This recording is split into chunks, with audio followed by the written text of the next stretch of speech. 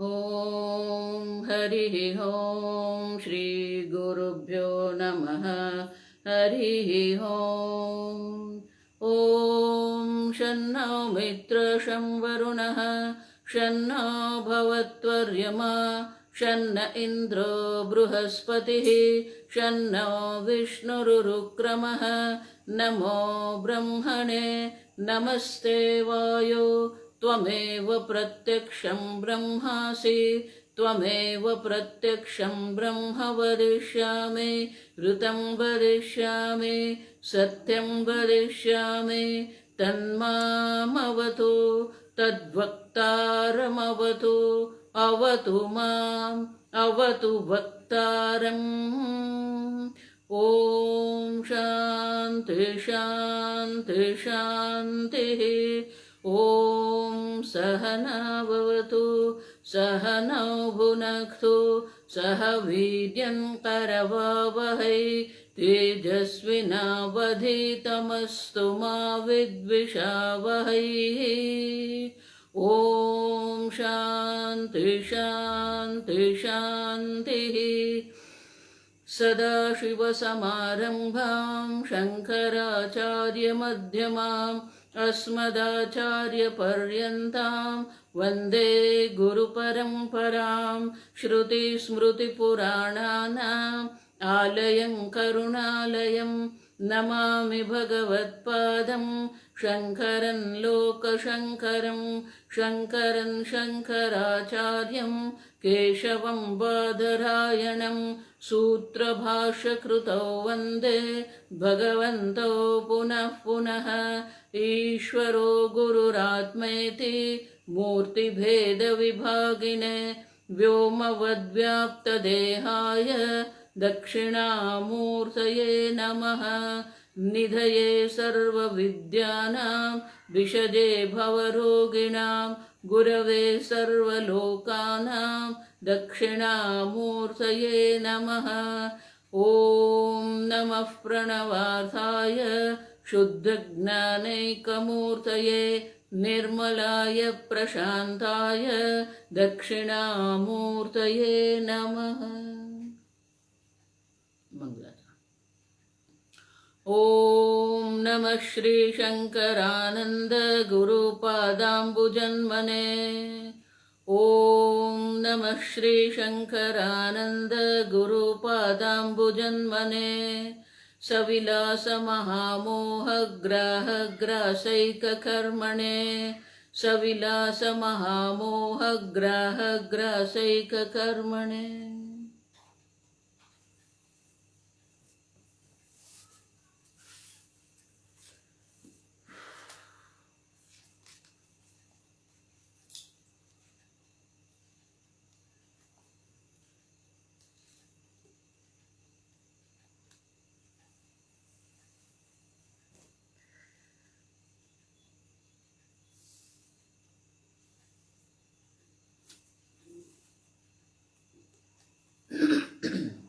श्लोक नंबर 42।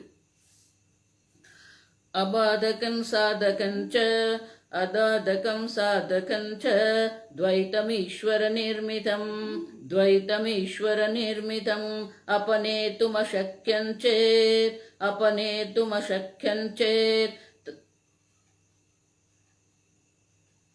यास्तां तद्विष्यते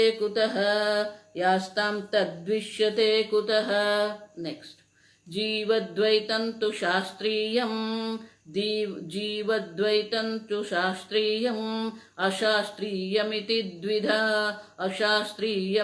द्विधा उपाददित शास्त्रीयम् उपाददीत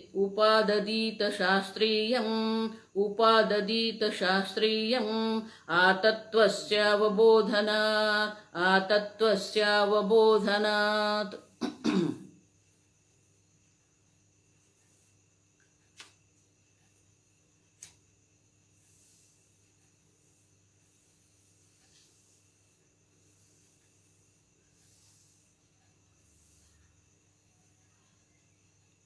ईश्वर निर्मितं द्वैतम् अबाधकं साधकं च अबाधकम। ईश्वर द्वैत का आप नाश नहीं कर सकते,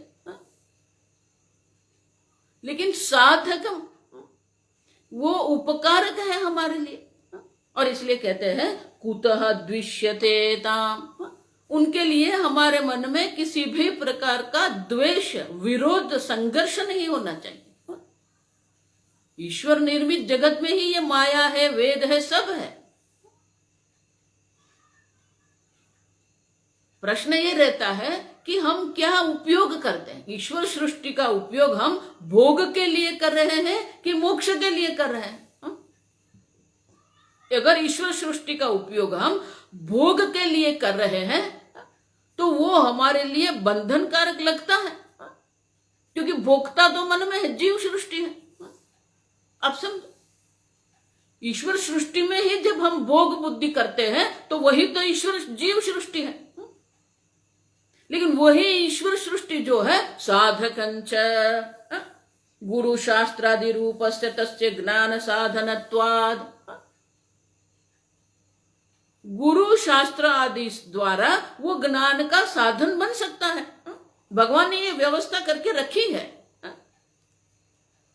मोक्ष की प्राप्ति के लिए, ब्रह्म ज्ञान प्राप्ति के लिए भगवान ने व्यवस्था करके रखी है।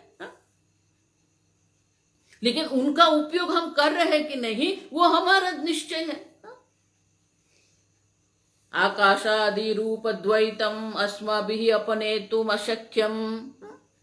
आकाशादि, आकाश से आरंभ करके संपूर्ण ब्रह्मांड तक जो कुछ भी है उनके हम अपने, तो उनका हम नाश नहीं कर सकते।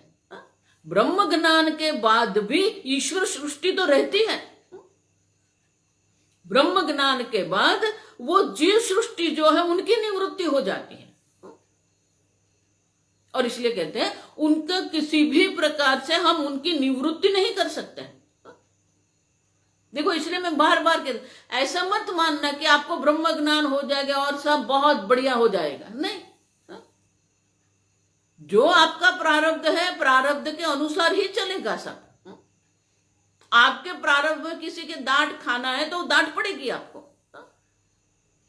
जो प्रारब्ध है उनको तो कोई नहीं बदल सकता। और दूसरा, कुतः द्विष्यते, और उनका द्वेष क्यों कर रहे हो आप उनका विरोध, संघर्ष क्यों कर रहे हो? आप समझो। देखो, इसीलिए ध्यान आवश्यक है, एक्सेप्टेंस। स्वामी जी हम तो कहते थे ये ईश्वर सृष्टि है, स्वामी जी उनको कहते हैं ऑर्डर, एक व्यवस्था है। संपूर्ण ईश्वर सृष्टि जो है एक सुंदर व्यवस्था है। अगर ये व्यवस्था का, ऑर्डर का, तालबद्धता जो है, हार्मनी जिसको कहते हैं, अगर एक बार ये तालबद्धता हम समझ लेते हैं तो फिर कोई विरोध, कोई संघर्ष नहीं रहेगा। ईश्वर सृष्टि जो है वो साधक है, एक व्यवस्था है। इसलिए स्वामी जी कहते थे कि ये जो व्यवस्था है 6 स्तर की ये व्यवस्था है। देखो, बहुत सुंदर है।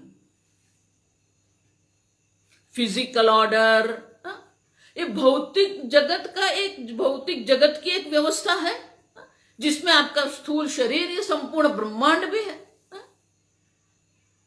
फिजियोलॉजिकल ऑर्डर, प्राण आदि जो है, पंच प्राण है, कर्मेंद्रिय है, ये फिजियोलॉजिकल, ये शरीर को हम देख के गया है। हम ये शरीर को जो है जीवंत जो रखता है वो प्राण है। ये शरीर में जो जो कोई प्रक्रिया हो रही है, पाचन की प्रक्रिया हो रही है, श्वसन प्रक्रिया हो रही है, अपन प्रक्रिया, अशुद्धि की निवृत्ति हो रही है, मल मूत्र के द्वारा, अपान वायु द्वारा मल निवृत्ति हो रही है। हृदय जो हमारा है, हृदय की जो धड़कन है, व्यान वायु है। मस्तिष्क में आपका जो दिमाग है, जो ज्ञान तंतु है, वो ज्ञान तंतु जो सर्वव्यापी है, ज्ञान तंतु और रक्त वाहिनी, ये हमारे संपूर्ण शरीर में व्याप्त है। वो व्यान वायु है। तो ये भी एक व्यवस्था है। देख रहे हैं वो एक व्यवस्था है, फिजियोलॉजिकल ऑर्डर कहते हैं उसको। भगवान के अब सर्वज्ञता को अगर आपको समझना है तो ये फिजियोलॉजिकल ऑर्डर अगर आप समझेंगे तो आपको पता चल जाएगा कि भगवान का ज्ञान कितना महान है, विशाल है, अनंत है। इमोशनल ऑर्डर, भावनात्मक जगत जो है ये भी है। ये होता है तो मन में इस प्रकार की भावना आती है, एक व्यवस्था है। हमारे परिवार में वृद्धि होती है तो सुख का कारण वो बनता है, व्यवस्था है, आनंद है। क्षय होता है, किसी की मृत्यु हो जाती है, दुख होता है, ये व्यवस्था है, आप समझो। सुख दुख भी एक व्यवस्था है। कौन से प्रसंग जो है उसको सुख कहते हैं, कौन से प्रसंग को हम दुख कहते हैं, एक व्यवस्था है। भावनात्मक जगत है हमारा।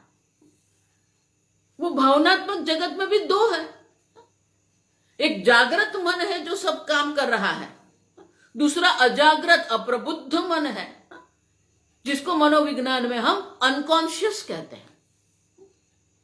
जो आपकी संपूर्ण प्रवृत्ति जो हो रही है उनका जो नियंत्रण है, नियमन जो है, ये अनकॉन्शियस कर रहा है, आपको पता भी नहीं है। शास्त्र में उसको कषाय कहते हैं। तो ये भावनात्मक है, एक व्यवस्था है। ये होता है तो इस प्रकार की भावना हमारे मन में जागृत होती है। अब देखो, प्रेम जिसको कहते हैं, करुणा जिसको कहते हैं, दया हम जिसको कहते हैं, क्रोध कहते हैं, लोभ कहते हैं, ये व्यवस्था है। ये भावनात्मक व्यवस्था है जिसको भगवान दैवी संपत्ति और असुर संपत्ति कहते हैं। It's order, understand.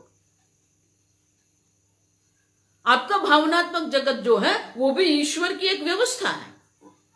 आपके मन में प्रेम है, दया है, करुणा है, क्रोध है, लोभ है, बहुत कुछ है। क्रोध आपके मन में है, उसके पीछे भी कोई ना कोई कारण है। आपके इस जन्म के संस्कार, पूर्व जन्म के संस्कार, माता पिता का जो वर्तन व्यवहार आपके साथ है, तो एक व्यवस्था है। ऑर्डर, व्यवस्था, या तो फिर तालबद्धता, हार्मनी हम जिसको कहते हैं, उसको इसीलिए हम हार्मनी या व्यवस्था कहते हैं क्योंकि उनके पीछे कोई कारण है। देखो, इसीलिए हमेशा मनोविज्ञान, अगर आपको क्रोध आ रहा है तो ऐसा मत मानो कि आपका क्रोध ठीक है। बहुत लोग जो है वो क्रोध को ठीक मान के उनको सही पुरवार करने के प्रयत्न करते हैं। नहीं, क्रोध क्यों आया, उनका कारण आप सोचो कि आपके मन में ये परिस्थिति होती है तो आपके मन में क्रोध आता है, आपके मन में हताशा आती है, तो उसके पीछे कोई कारण है। मनोविज्ञान का संपूर्ण जो है, मनोविज्ञान की व्यवस्था है, उसको समझना पड़ेगा हमें।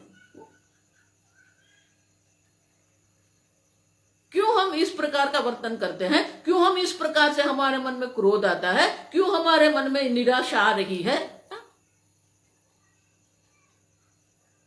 ये भावनात्मक जगत है हमारा, एक भौतिक जगत है, एक प्राणमयी जगत है जिसको फिजियोलॉजी अंग्रेजी में कहते हैं। ये इमोशनल ऑर्डर है, भावनात्मक जगत है, ये व्यवस्था है, आप समझो। इसीलिए कहते कुतः द्वेषित, ये सबके प्रति आप द्वेष क्यों कर रहे हैं। दूसरा जो होता है इंटेलेक्चुअल ऑर्डर, हम इसको कहते हैं। इंटेलेक्चुअल ऑर्डर माने कि भौतिक ज्ञान की एक व्यवस्था है। आंख से आप देख रहे हैं, कर्णेंद्रिय से आप सुन रहे हैं, आप आंख से पढ़ते हो, समझते हो। तो ज्ञान होना, ज्ञान न होना, ये भी एक व्यवस्था है।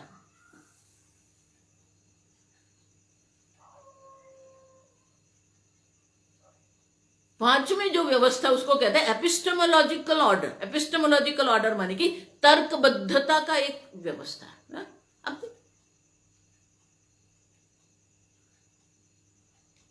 तर्क से ये सब चल रहा है, युक्ति जिसको कहते हैं। इसके पीछे ये कारण, सबके पीछे कुछ ना कुछ कारण है, ये तर्क है। वो तर्क देखना पड़ेगा हमें, तर्क शास्त्र जिसको हम कहते हैं।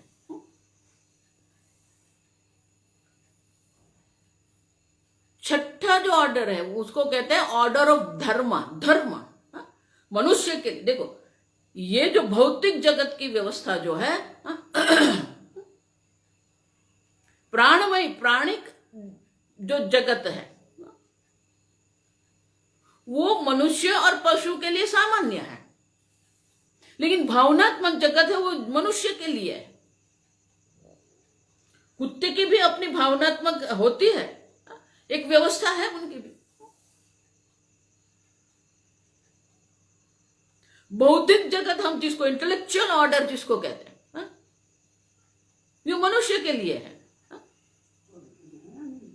ये भाषा है, विज्ञान है, जीव शास्त्र है, भौतिक शास्त्र है, खगोल शास्त्र है, साहित्य है, छंद है, ये बौद्धिक जगत की व्यवस्था है, ये मनुष्य है। एपिस्टेमोलॉजिकल ऑर्डर भी मनुष्य है, मनुष्य के लिए है। उसी प्रकार से ऑर्डर ऑफ धर्म आएगा अभी अगले श्लोक में। किसको हम धर्म कहते हैं, किसको हम अधर्म कहते हैं, बहुत सूक्ष्म है, आप समझो। भगवान इसीलिए कहते हैं गहना कर्मणो गति ही, ये कर्म की गति जो है बहुत गहन है, सूक्ष्म है। जो कर्म को आप पाप कहते हो वो पुण्य भी हो सकता है। देखो अर्जुन को भी वही हुआ, पाप में वास्मत, भगवान ये पाप कर रहे हैं हम लोग। अर्जुन ने सोचा ये युद्ध हम जो कर रहे हैं वो पाप है, इसके कारण नरक के नियतवासा, नरक में जाएंगे भगवान। तो अर्जुन की धर्म की जो समझ थी उनके अनुरूप ये युद्ध जो था वो पाप था। भगवान ने उपदेश किया स्वधर्मे निधनम श्रेयः,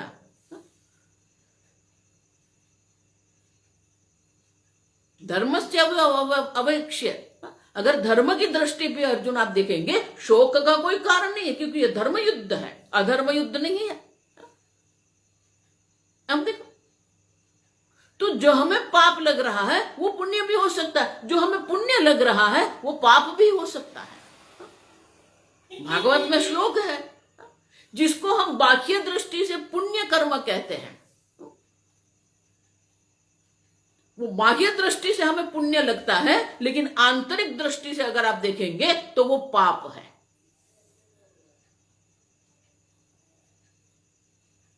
देखो बहुत सारे ये जो सत्संग होते हैं ना,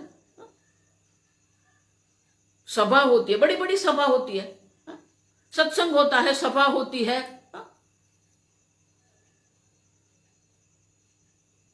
तो जब वक्ता बोल रहा है,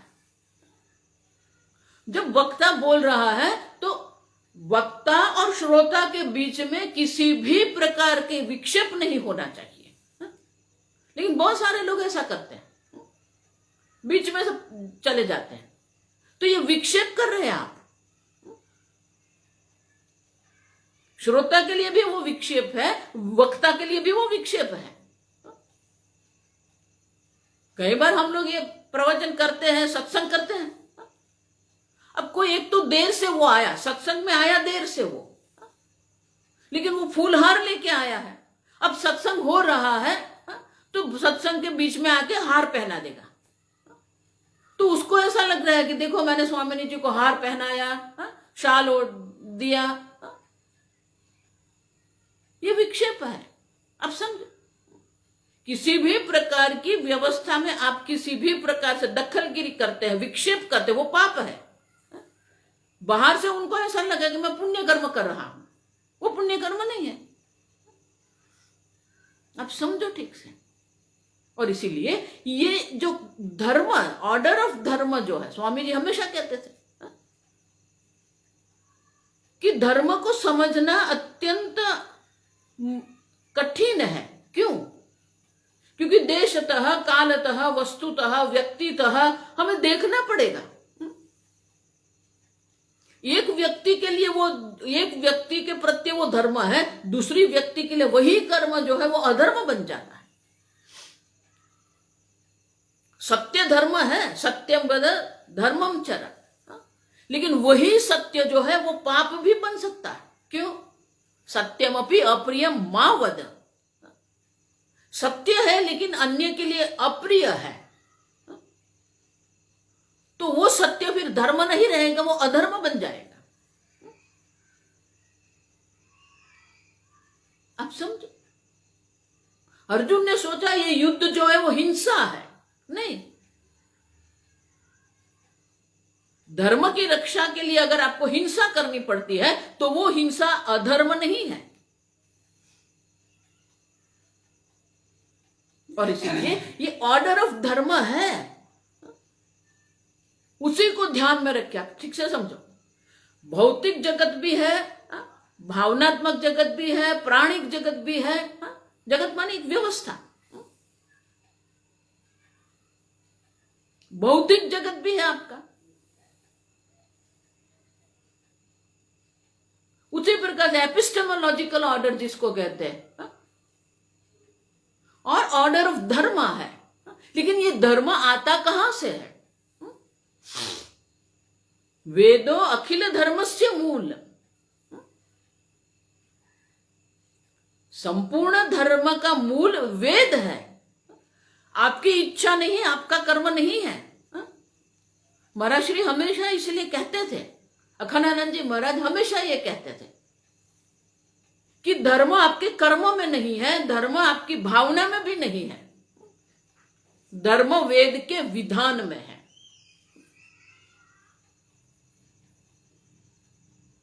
वेद का विधान क्या है?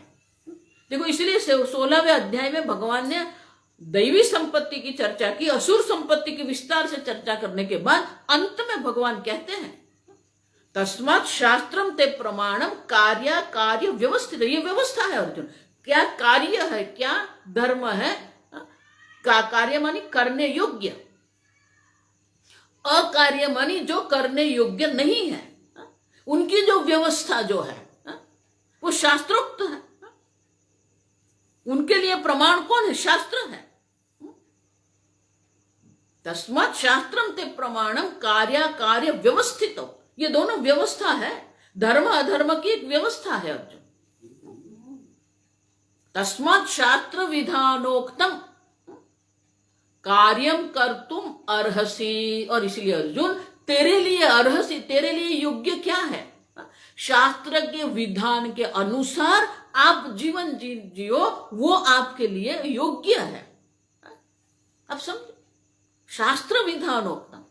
देखो, इसलिए मैं आज मैं टीका, मुझे कोई निंदा टीका करने का शौक नहीं है।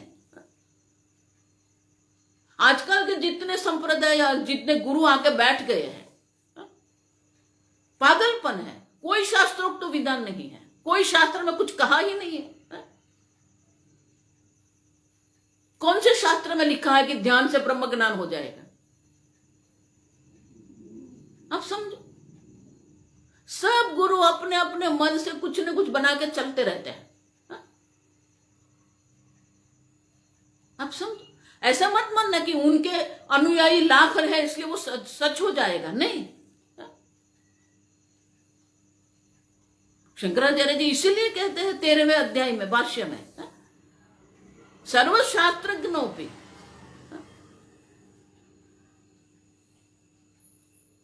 अब देखो, सर्वशास्त्रज्ञोपि असंप्रदायवित मूर्खवत उपेक्षणीय। अगर उनका कोई संप्रदाय नहीं है, गुजराती में उसके लिए अपशब्द है, नगुरो कहते हैं हम लोग। नगुरो मानी उनको कोई शिक्षा देने वाला, मार्गदर्शन करने वाला कोई है ही नहीं उनके लिए। न शास्त्र है, न गुरु है। अब देखो, न गुरु कहते हैं हम लोग। शास्त्र विधानोक्तम कार्यम कर्तुम अर्हसि। किस प्रकार के कार्य हमें करना चाहिए? शास्त्र के विधान के अनुसार हमें करना चाहिए। तो वो जो शास्त्र का जो विधान है, जो जिसको हम धर्म अधर्म कहते हैं, देखो भगवान बार बार इसलिए चर्चा करते हैं। तीसरे अध्याय में भगवान ने कहा स्वधर्मे निधनम श्रेयः परधर्मो भयावह। दूसरा क्या कर रहा है वो हमें नहीं देखना है। दूसरे के लिए जो योग्य है वो आपके लिए योग्य नहीं भी है। देखो इसलिए गुरु के प्रति भी कई लोगों को पक्षपात होता है। ये सोचते हैं कि देखो उनको ये कर दिया, उनके लिए ये कर दिया, मेरे लिए कुछ नहीं किया। आप समझो, हमको तो भगवान भी पक्षपाती लगते हैं, लेकिन जो सर्वज्ञ होता है उनमें कोई पक्षपात संभव नहीं है। भगवान आपको जो दे रहे हैं, आपके जो कर्मफल है, आपका कल्याण के लिए ही भगवान करते हैं। लेकिन शास्त्र के विधान के अनुसार हमें चलना पड़ेगा, क्योंकि शास्त्र के विधान में कार्य धर्म, अकार्य अधर्म है। लेकिन आज कौन शास्त्र का अनुसरण करते हैं? शास्त्रोक्त जीवन किसका है? आप ठीक से समझो। और इसीलिए विद्यारण्य मुनि ये प्रश्न उठाते, जीव सृष्टि क्या है? और जीव सृष्टि दो प्रकार की है। आप समझो, देखो ये बात क्या कर रहे हैं। जीव अद्वैतम तो शास्त्रीयम अशास्त्रीयम इति द्विधा। जीव सृष्टि भी दो प्रकार की है। एक शास्त्रीय है, माने कि शास्त्रोक्त, शास्त्र के विधान के अनुरूप आप जीवन जी रहे हैं। दूसरी जो है अशास्त्रीय, दूसरा जो है अशास्त्रीय द्वैत है। आजकल ये जो सब मंत्र का चल रहा है ना, ये भी इतनी बड़ी गड़बड़ चल रही है। ये मंत्र करो, ये सब हो जाए। ये न्यूज़पेपर में भी देखो, ये आता रहता है। ऑनलाइन में भी आप देखो, ये ज्योतिष लोग ऐसा समझते हैं कि हमको सब मंत्र आते हैं। ये मंत्र सिद्धि करनी पड़ती है, मंत्र की सिद्धि भी करनी पड़ती है। और उसका जो उच्चारण, जो हम प्रोनाउंसिएशन जो कहते हैं, अगर वो ठीक नहीं है तो कुछ नहीं मिलता आपको, निष्फल रहता है आपका मंत्र। बहुत सारे लोग हैं, ये मंत्र करो, वो मंत्र करो, लेकिन आपका उच्चारण ठीक है क्या? नहीं है। इसीलिए व्याकरण में कहते हैं, श्लोक आता है, एक पंडित थे, बहुत बढ़िया पंडित, पाठशाला, संस्कृत पाठशाला भी चलाते थे। लेकिन उनका पुत्र जो था ना, उनको पुत्र को ये पढ़ने में रुचि नहीं थी। तो एक बार ये पंडित ने बहुत बढ़िया कहा उसके बेटे को, पठपुत्र व्याकरण। अरे ये व्याकरण समझो आप, एक एक वर्ण को समझो, क क्या है, ख क्या है, ग क्या है, घ क्या है। पठपुत्र व्याकरण। अगर आप व्याकरण नहीं पढ़ेंगे तो क्या होगा? सकलम शकलम भवति। सकल माने क्या है? संपूर्ण, समस्त जगत, सकल।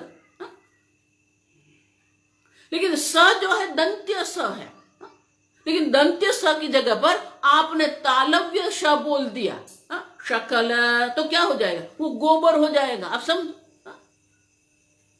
उसी प्रकार से यह मंत्र में भी यही गड़बड़ चलती है। सावित्री, अब देखो त्र है, तो त्र है तो टी आएगा, तो साउथ में एच लगा दे, थ कर देते हैं वो लोग, क्योंकि उनके पास त और न है, बीच का है ही नहीं उनके वर्ण में। तमिल भाषा जो है उसमें त है और न है, बीच के त थ द ध वो नहीं है वर्ण उनके पास। प है और म है, ब भ म नहीं है। देखो फ ब भ नहीं है उनके पास, ये उनकी भाषा की मर्यादा है। आप समझो,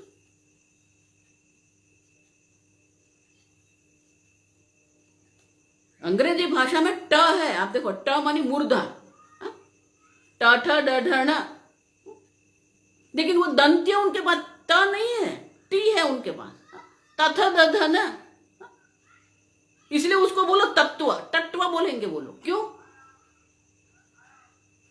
अब इतने फॉरेनर्स को ये सब लोग, ये जो आजकल के गुरु है ना, वे फॉरेनर्स को बीज मंत्र हम आपको देंगे, वो भी करते रहते हैं। शास्त्रोक्त तो होना चाहिए। आप जो कहते हैं, आप जो कर रहे हैं, वो शास्त्रोक्त तो होना चाहिए। और इसलिए विद्यारण्य मुनि कहते हैं जीव में भी दो द्वैत होते हैं, एक शास्त्रीय होता है।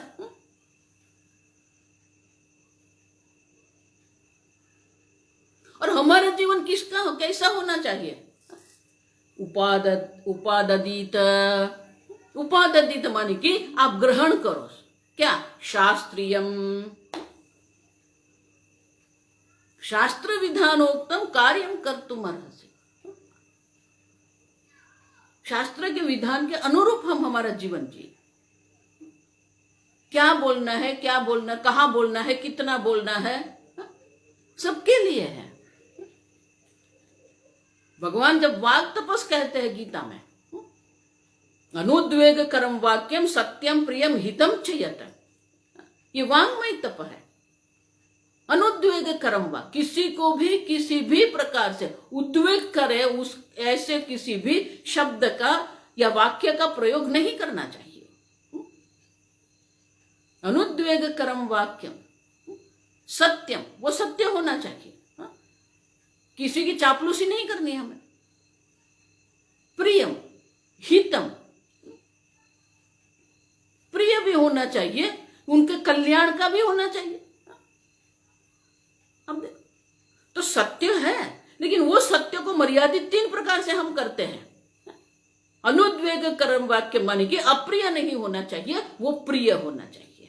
प्रिय होना चाहिए, लेकिन हितम माने कि उनके कल्याण के लिए होना चाहिए। अगर उनका कल्याण नहीं है तो आवश्यक नहीं है, भले भी वो प्रिय है।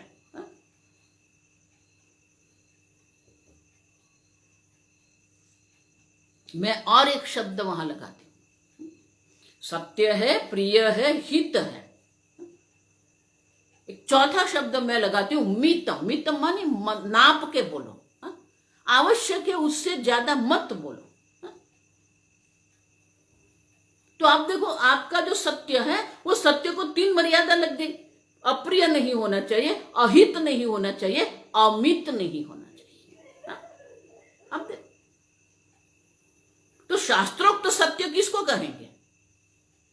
शास्त्रोक्त सत्य ये है जो प्रिय भी होना चाहिए, जो हितकारी कल्याणकारी भी होना चाहिए, और मी तम्मानी नाक के बोल लिया।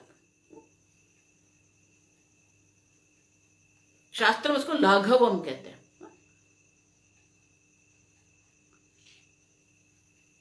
तो ये धर्म शास्त्रोक्त है, इस प्रकार से सबके लिए है। आप समझो, धनोपार्जन के लिए भी धर्म की व्यवस्था है, वाणी के लिए भी धर्म की व्यवस्था है, विचार के लिए भी जो भगवान कहते हैं मानस तपम, शारीरम तप, गुरुद्वेद। अब देखो, गुरु द्विज, ये सबकी पूजा करना, देव गुरु द्विज, ये सबका हम पूजा करें, सम्मान करें। माता पिता का हम सम्मान करें। कौन माता पिता का सम्मान करता है? कौन माता पिता के लिए कुछ करते? कुछ नहीं करते।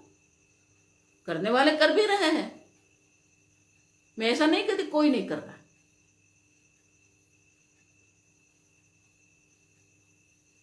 गुरु का सम्मान करे, द्विज ब्राह्मण। अब देखो, तो शास्त्र हमें दर्शाते हैं। इसीलिए देखो, ये हिंदू धर्म के लिए भी, संस्कृत भाषा के लिए भी कोर्ट में लोग गए हैं, और वो जो जज था, न्यायाधीश था, वो बहुत कुशल थे। उन्होंने बहुत सुंदर कह दिया, ये जो हिंदू धर्म, वेद धर्म जो है, it is a way of life. ये हमारे जीवन का मार्गदर्शन करने वाले हैं। हम किसी को हम नीच या ऊंच नहीं दर्शा रहे हैं, मार्गदर्शन करते हैं। आप ये करो, आपका कल्याण है। आपका जो स्वभाव है, वो स्वभाव के अनुरूप अगर आप कर्म करेंगे तो आपका कल्याण अवश्य होगा। सात्विक आपका स्वभाव है, राजसिक आपका स्वभाव है, आपका स्वभाव कैसा है? देखो ये सब चर्चा गीता में।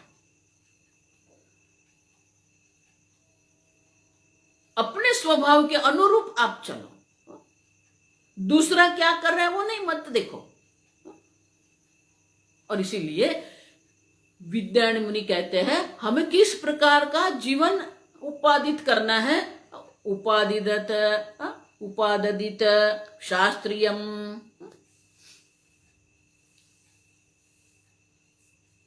और वो शास्त्रीय जीवन जो है, शास्त्रोक्त जीवन जो है, कब तक ये करेंगे? तत्वस्य अवबोधनात्, तत्वस्य अवबोधनात्, ब्रह्म ज्ञान पर्यंत ये शास्त्रोक्त जीवन आवश्यक है। देखो इसलिए बार बार मैं ये चर्चा करती हूं, कभी भी अधर्म मत करो, धर्म के अनुरूप जीवन जियो। हम ऐसे सोचते हैं कि ऐसा छोटा छोटा झूठ बोल देते हैं, सामने जी चलता है ये सब, आप ये गड़बड़ मत करो। मैं गड़बड़ नहीं कर रही हूं, गड़बड़ आप कर रहे हो। ये ऑर्डर ऑफ धर्म आप समझो। कल जो मैंने बताया ना कि ये धर्म एक व्यवस्था है, अगर आप उसके साथ संघर्ष करेंगे तो धर्म को कोई नुकसान नहीं होने वाला है, आपको नुकसान होगा। अगर आप धर्म के अनुसार, शास्त्र के अनुसार जीवन नहीं जी रहे हैं तो शास्त्र को कुछ नहीं होने वाला है। भगवान जो सर्वज्ञ भगवान है, जो धर्म रूप भगवान जो है, ये भगवान की व्यवस्था है। ये इतनी विशाल व्यवस्था, इतनी गहन व्यवस्था है। ये गहन व्यवस्था में अगर आप वो व्यवस्था के अनुसार नहीं चल रहे हैं, एवं प्रवर्तितं चक्रम न अनुवर्तयन्ति, जो उनका अनुसरण नहीं करता है, तो ये जो व्यवस्था है उनमें कोई किसी भी प्रकार का नुकसान नहीं है। आप ठीक से समझो। मतलब स्वामी जी शब्द प्रयोग करते थे, you are the loser, understand. आपको अलाभ होगा, व्यवस्था को कुछ नहीं होता है, वो अपना काम करती रहती है।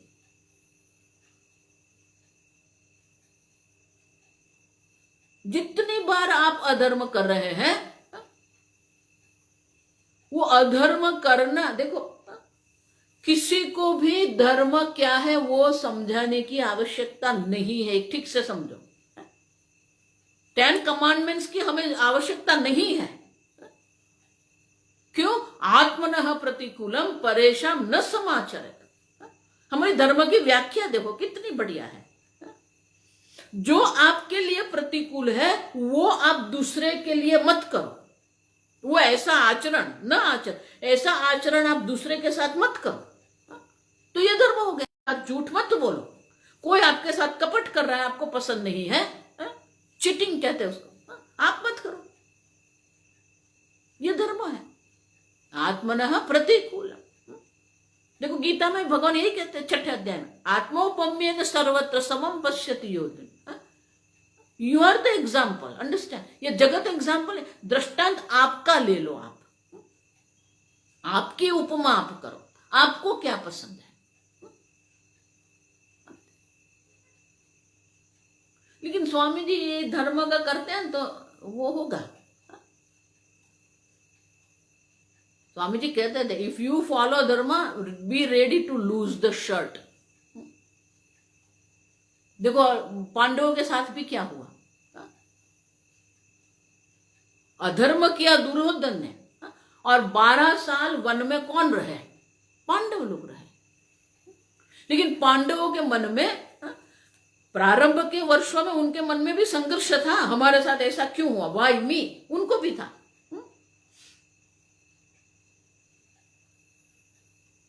उनके मन में भी ये था कि हमारे साथ ये कपट हुआ है। लेकिन धीरे धीरे उन्होंने भी स्वीकार कर लिया, फिर वो तपश्चर्या में लग गए। अर्जुन ने इतनी तपश्चर्या की। देखो इसलिए मैं कहती हूं प्रतिकूल जो समय है ना वो तपश्चर्या का काल है। प्रतिकूलता में आप तपश्चर्या करो, जप करो, तप करो, शास्त्र अध्ययन करो।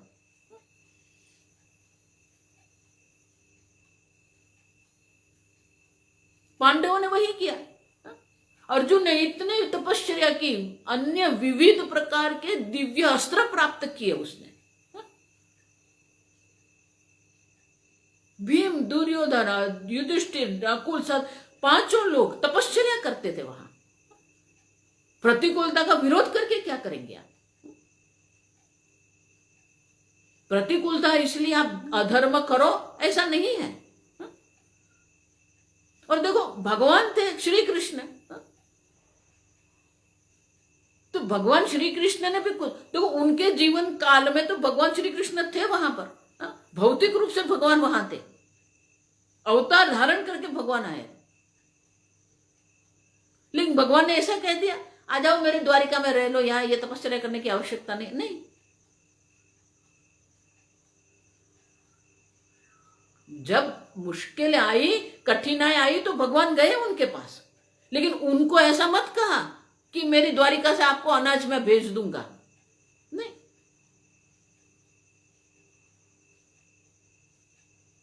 कभी भी आपके जीवन में प्रतिकूलता है, सोच लो भगवान आपको कह रहे हैं आप तपस्या करो।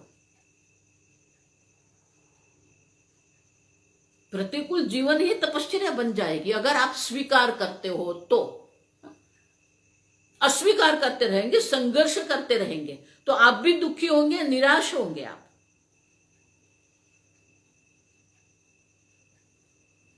और इसीलिए ये समझना है, शास्त्रोक्त जीवन हमारा हो गया, ऐसे विद्यायन मुनि कहते हैं। और वो शास्त्रोक्त जीवन कब तक जीना है? आतत्व से बोधनात्, मर्यादा दर्शाते हैं। आ मानी मर्यादा, यहां तक। आ ब्रह्म भुवनान लोकान मानी ब्रह्मलोक पर्यंत। तत्व ज्ञान, तत्व बोध हो तब तक ये शास्त्रोक्त जीवन होना चाहिए। जब तक आपका जीवन शास्त्रोक्त नहीं होता है, ब्रह्म ज्ञान की कोई संभावना नहीं है। आप समझना, बौद्धिक रूप से आप सब समझ जाएंगे, बौद्धिक रूप से आप शास्त्र भी बोलते लगेंगे, लेकिन ब्रह्म ज्ञान तभी होगा जब आपकी निष्ठा धर्म में होती है। बौद्धिक रूप से तो वेदांत आपको समझ में आ जाएगी, लेकिन ब्रह्म ज्ञान और ब्रह्म ज्ञान की जो निष्ठा है उसके लिए तपश्चर्या चाहिए, धर्म चाहिए, धर्मयुक्त जीवन। शंकराचार्य के शिष्य है सुरेश्वराचार्य, उनका एक ग्रंथ है नैष्कर्म्य सिद्धि। ये नैष्कर्म्य सिद्धि में बहुत विस्तार से ये चर्चा करते हैं कि धर्मयुक्त जीवन है हमारा, तभी ब्रह्म ज्ञान होगा। आप, लेकिन इनका अर्थ ये नहीं है कि ब्रह्म ज्ञान पर्यंत हम शास्त्रोक्त जीवन जी रहे हैं, ब्रह्म ज्ञान हो गया फिर लाइसेंस मिल गया धर्म का। नहीं, धर्म आपकी आदत बन जाती है, आपका स्वभाव बन जाता है। फिर ब्रह्म ज्ञान होने के बाद अधर्म करने की कोई आवश्यकता रहती नहीं है। अधर्म कब करते हैं? शंकराचार्य जी कहते हैं अधर्म का कारण एक ही है, कामेन प्रेरित जंतु पापम करोति। भगवान वही कहता, अर्जुन ने ये प्रश्न पूछा, अथ केन प्रयुक्तो यम पापम चरति करोति पुरुषः।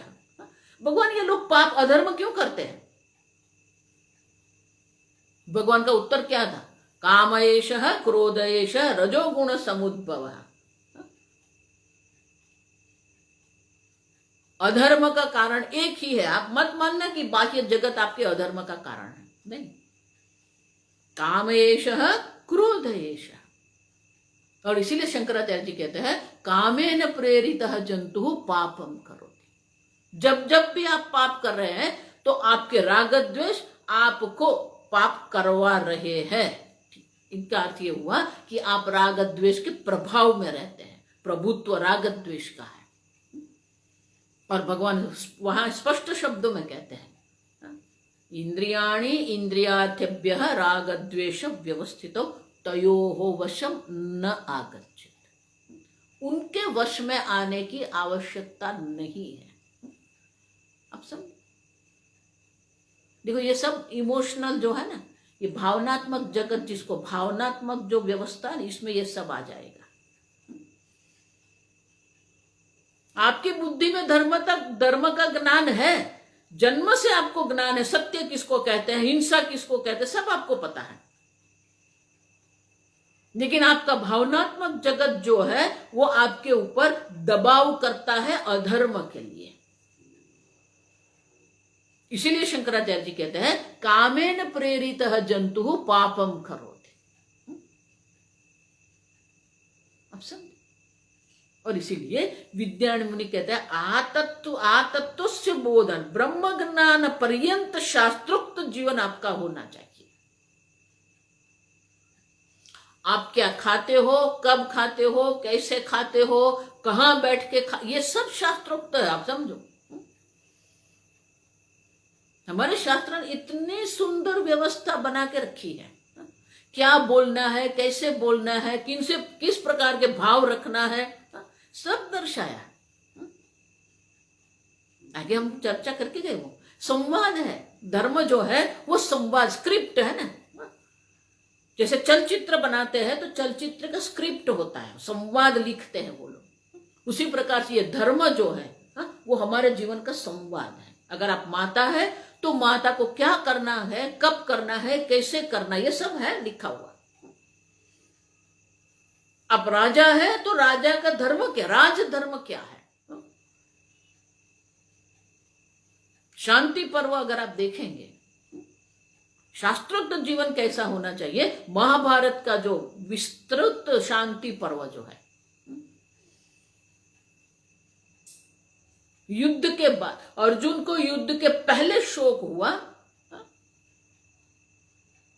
युधिष्ठिर को युद्ध के बाद जब ये रक्त की नदी बहने लगी तब युधिष्ठिर के मन में शोक आया। अर्जुन को शोक आया, अर्जुन भगवान के शरण में गया, शिष्यस्ते हम शादिमाम त्वाम प्रपन्नम। युधिष्ठिर भगवान के शरण में नहीं जा सके, क्यों? वो धर्मनिष्ठ थे। और ये युद्ध में पांडव के विजय के लिए भगवान ने हमारी दृष्टि से बहुत गड़बड़ की थी। ये हमारी दृष्टि समझना, भगवान ने गड़बड़ की ऐसा मत कहना।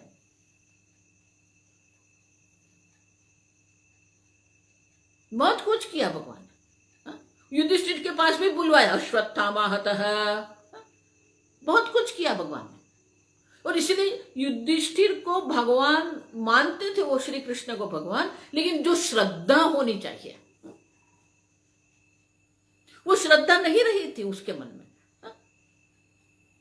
इसीलिए जब वो शोकग्रस्त हो गया तो वो भगवान का शिष्य नहीं बन सका, क्योंकि भगवान ने ऐसा कुछ किया था। इसीलिए भगवान उनको विश्व पितामह के पास ले गए। बाण शैया पर विश्व पितामह थे, उत्तरायण के लिए वो राह देख रहे थे, इंतजार कर रहे थे, वहां गए।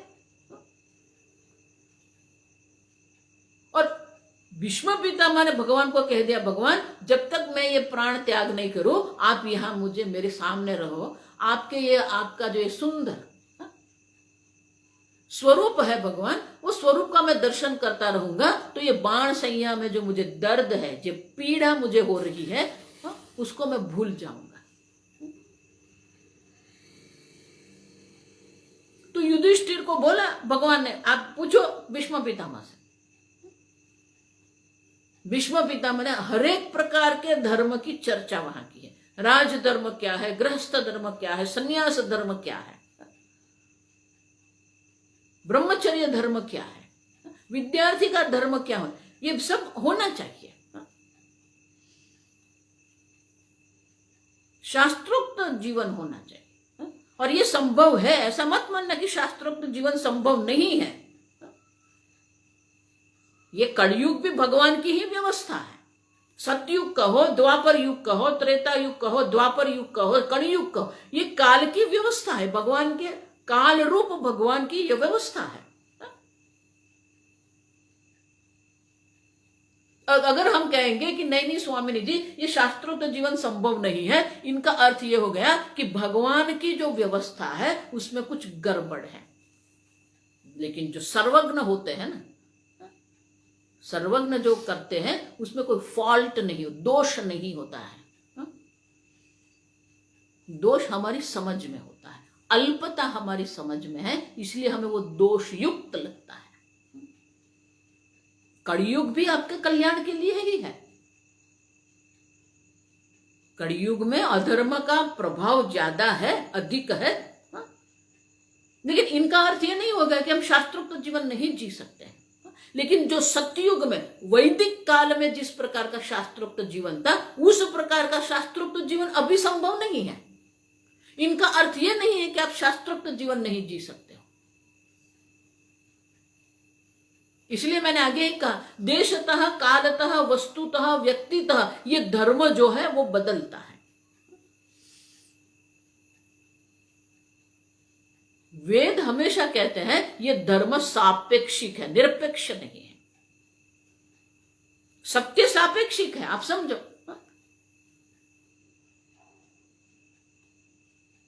सत्य सापेक्षिक है, निरपेक्ष नहीं है। क्यों? क्योंकि उसके साथ प्रिय होना चाहिए, उसके साथ हितम होना चाहिए, उसके साथ मितम होना चाहिए, तो वो सत्य है। अन्य की अपेक्षा है वहां पर, तो वो सत्य रहेगा। और इसीलिए कलयुग काल में किस प्रकार से हम शास्त्रोक्त जीवन जी सकते हैं, वो सब संभव है। लेकिन थोड़ा वैदिक काल से अलग प्रकार से है, लेकिन हो सकता है अगर आप इच्छा करो तो।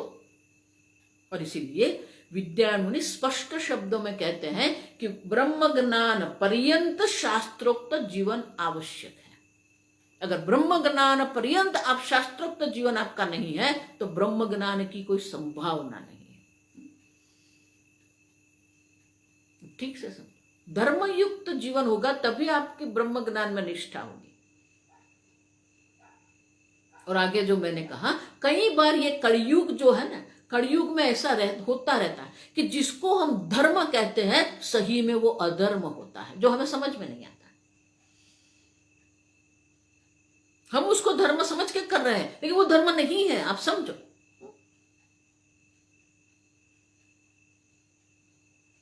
ऐसे बहुत सारी बातें हैं, मैं नहीं बोलूंगी, क्योंकि ये आप लोगों को ऐसा लगेगा कि ये टीका निंदा कर रहे हैं। आजकल जो अधर्म हो रहा है, ये अधर्म हो रहा है, और इसलिए हमारे मन में इतना विक्षेप है, इतना संघर्ष है, इतना अस्वीकार है। आपका मन जो विक्षिप्त है, आपके मन के विक्षिप्त होने का कारण एक ही होता है, वो अधर्म होता है। जहां धर्म होता है वहां शांति होती है, हताशा निराशा नहीं होती। अगर आपके मन में, इसीलिए देखो मैं बार बार कहती हूं, अगर कभी भी आपके मन में दुख की भावना आती है, आपके मन में अशांति होती है, तो समझ लेना कहीं न कहीं कुछ आपने गलत किया है, अधर्म किया है। क्योंकि ये बाह्य जगत आपको सुखी दुखी करने के लिए सामर्थ्य नहीं रखता है। पूज्य स्वामी जी हमको हमेशा कहते हैं, the external world has no capacity to make you happy or unhappy unless and until you allow them to make you unhappy. अब समझो, देखो वो सब देख के गए हम लोग कि जो सुख दुख का कारण, ईश्वर सृष्टि हमारे सुख दुख का कारण नहीं है। ये धर्म की जो व्यवस्था है, जो ऑर्डर ऑफ धर्म है, वो हमारे सुख दुख का कारण नहीं है, वो ईश्वर सृष्टि है।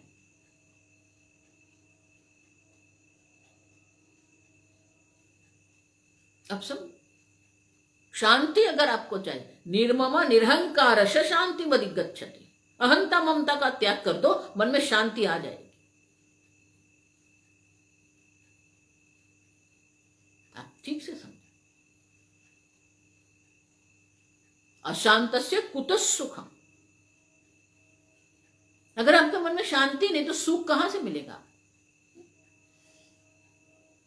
और हम इतने दुर्बल, आंतरिक रूप से इतने दुर्बल बन गए हैं कि किसी की दृष्टि भी हमें दुखी कर देती है। कोई अगर हमारे साथ नहीं बोलता है, किसी ने हमें मैसेज, हमने किसी को मैसेज भेज दिया और उसका मैसेज का उत्तर नहीं आया, हम दुखी हो जाते हैं। हम देखो, क्यों छोटी छोटी बात में हम विक्षिप्त होते हैं, क्यों छोटी छोटी बात में हम दुखी हो जाते हैं, क्यों छोटी छोटी बात में हम निराश हताश हो जाते हैं। देखो भगवान ने वही अर्जुन को कहा, क्षुद्रम हृदय दौर्बल्यम त्यक्त्वा उत्तिष्ठ। अर्जुन, ये तेरे हृदय की दुर्बलता है। जहां धर्म होता है ना, वहां दुर्बलता नहीं रहती है। ये दुर्बलता जो है हमें दुखी करती है। इसीलिए कठोपनिषद में यमराज कहते हैं, नायमात्मा बलहीने न लभ्य। जिसके पास अपना आत्मा बल नहीं है, उनके लिए आत्मज्ञान संभव नहीं है। आत्मबलम ही बलम। आपके हृदय की दुर्बलता जो है ना, वो अधर्म के कारण है, भोग के कारण। जितना भोग आप ज्यादा करते हैं उतना अधर्म ज्यादा होता है। कम से कम भोग से आप जीवन जियो, क्योंकि जहां भोग है वहां हिंसा है, और हिंसा है तो अधर्म है, अधर्म है तो मन में अशांति आएगी। हम सोचते हैं भोग से हमें सुख मिलेगा, भोग से आपको अशांति मिलती है। और इसीलिए आतत्वस्य बोधनात् शास्त्रीयम उपाददित। अब देखो, ब्रह्म ज्ञान पर्यंत शास्त्रोक्त जीवन आवश्यक है। कहीं पर भी धर्म का उल्लंघन नहीं। बहुत कठिन है, मैं जानती हूं, और उसमें कलयुग में तो अत्यंत कठिन है ये। लेकिन महाभारत के शांति पर्व में जो समझाया है उसको हमें आधुनिक परिप्रेक्ष्य में देखना पड़ेगा। भीष्म पितामह ने जो धर्म का उपदेश किया है वो द्वापर युग के अंत था। महाभारत द्वापर युग के अंत में आया, तो उसको हमें आधुनिक काल, आधुनिक जीवन के परिप्रेक्ष्य में देखना पड़ेगा। मनुस्मृति गड़बड़ नहीं है। मनुस्मृति को आधुनिक काल से हमें उसको उसी प्रकार से हमें उसी परिप्रेक्ष्य में देखना पड़ेगा, समझना पड़ेगा। देखो, इसलिए मैं कहती हूं कि सरल शास्त्रोक्त जीवन यही है। पंचसूना गृहस्थस्य पंचयज्ञ प्रणश्यति। आपके जीवन में, दैनिक जीवन में ये 5 यज्ञ होना चाहिए। नृ यज्ञ, अन्य मनुष्य को मदद करो। भूत यज्ञ, अन्य प्राणियों को मदद करो।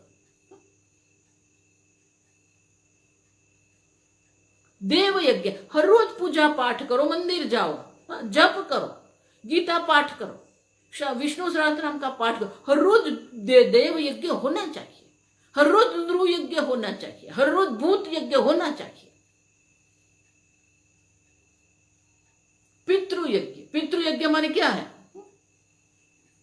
आपके माता पिता की सेवा करो, नहीं है तो उनके नाम पर दान करो, पितृयज्ञ कहते हैं। तर्पण करो। और अंत में आता है ब्रह्म यज्ञ, स्वाध्यायम ब्रह्म यज्ञ। हर रोज आप शास्त्र अध्ययन करो। अगर आपको संस्कृत पता नहीं है तो आपकी भाषा में जो मिल रहा है, देखो ये गीता प्रेस ने इतना सुंदर दिया है हमें, है सब शास्त्र का अध्ययन होना चाहिए। अगर आप श्रुति स्मृति, देखो ये वेद व्यास जी कितनी बढ़िया ये व्यवस्था रख के गए। आप वेद का अध्ययन नहीं कर सकते, आप स्मृति का अध्ययन करो। मनुस्मृति है, भगवत गीता भी स्मृति है, याज्ञवल्क्य स्मृति, आपस्तंभ स्मृति, अनेक स्मृति है। अगर उनकी भी आप नहीं करते, महाभारत और रामायण है, हर रोज पढ़ो आप। और महाभारत रामायण भी हमें संभव नहीं है, अष्टादश पुराण रख के वो गए। देखो, इसलिए शंकराचार्य जी के लिए क्या, श्रुति स्मृति पुराणानाम आलयम करुणालयम नमामि शंकरम, ये शंकराचार्य जी। हर रोज शास्त्र का अध्ययन होना चाहिए, ये ब्रह्म यज्ञ है। अगर ये 5 प्रकार की यज्ञ आप कर रहे हैं तो आपका जीवन शास्त्रोक्त है।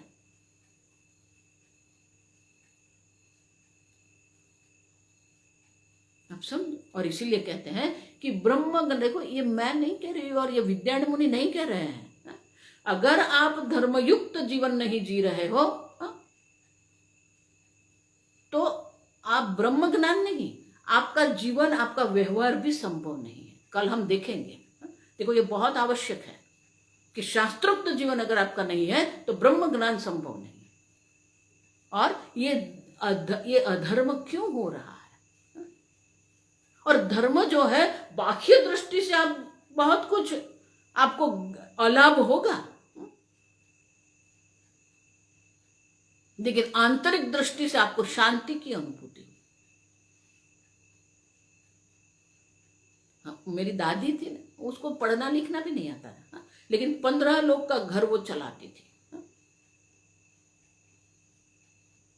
दादा और मेरे परदादा के इतनी बड़ी जमीन थी, सब करते थे वो, खेती थी, कृषि भी था, गैये भी थी, 8 गैया सब था, वो सब संचालन करती थी। हम लोग बच्चे लोग जब सोते थे, दोपहर को गर्मी के दिन में हम जाते थे गांव, सो जाते तो वो माँ हमारे उठाने को आती तो मना करती थी। क्यों? देखो उनका छोटे छोटे वाक्य जो है मुझे बहुत स्पर्श कर गए थे। वो कहते थे पुण्यशाली को ही निद्रा आती है। अब देखो आपको निद्रा नहीं आ रही है, मानी कहीं न कहीं कुछ पाप है जो आपको सोने नहीं देता। पुण्यशाली को ही निद्रा आती है। और इसीलिए ये अत्यंत आवश्यक है। कल हम ये देखेंगे, आप समझे कि शास्त्रोक्त जीवन होगा तभी आपको ब्रह्म ज्ञान होगा। और इसीलिए विद्यारण्य मुनि कहते हैं कि तत्वबोध पर्यंत ये शास्त्रोक्त जीवन आवश्यक। उपादित माने कि आप उसका स्वीकार करो, आप उसका ग्रहण करो, शास्त्रोक्त जीवन ग्रहण करो आप, तो आपको ब्रह्म ज्ञान अवश्य होगा। कल हम आगे देखें। ओम स्वस्ति प्रजाभ्यः परिपालयन्तां न्यायेन मार्गेण महीं महिषाः गोब्राह्मणेभ्यः शुभमस्तु नित्यं लोकाः समस्ताः सुखिनो भवन्तु काले वर्षतु पर्जन्यः पृथिवी सस्यशालिनी देशोऽयं क्षोभरहितः ब्राह्मणाः सन्तु निर्भयाः। ओम सर्वेषां स्वस्तिर्भवतु, सर्वेषां शान्तिर्भवतु, सर्वेषां पूर्णं भवतु, सर्वेषां मङ्गलं भवतु, सर्वे भवन्तु सुखिनः, सर्वे सन्तु निरामयाः, सर्वे भद्राणि पश्यन्तु, मा कश्चित् दुःखभाग् भवेत्। असतो मा सद्गमय, तमसो मा ज्योतिर्गमय, मृत्योर्मा अमृतंगमय। ओम पूर्णमदः पूर्णमिदं पूर्णात् पूर्णमुदच्यते पूर्णस्य पूर्णमादाय पूर्णमेवावशिष्यते। ओम शांति शांति शांतिः। हरिः ओम। श्री गुरुभ्यो नमः। हरिः ओम।